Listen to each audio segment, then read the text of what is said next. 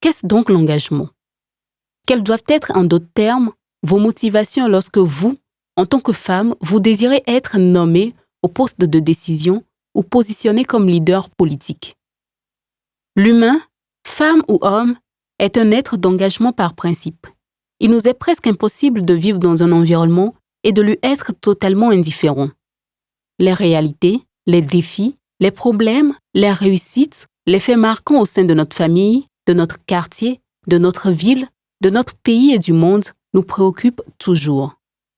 Autour de nous, nous voyons des personnes, quelle que soit leur catégorie socio-professionnelle, leur âge, leur genre, leur fonction ou responsabilité dans la société, s'intéresser aux questions d'intérêt général et en discuter.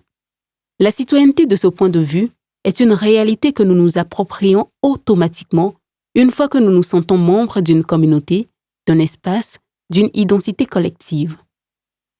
Ce qui marche, ce qui ne marche pas, la vision communiquée et pilotée par les gouvernants et autres responsables à différents niveaux de la société sont suivis, interprétés, défendus, vécus de diverses façons selon la perception, l'expérience, le parcours, les espérances de chaque membre de la communauté. Cette liberté de se considérer comme une composante à part entière, un acteur participant à la chose commune, est une marque de patriotisme et de citoyenneté.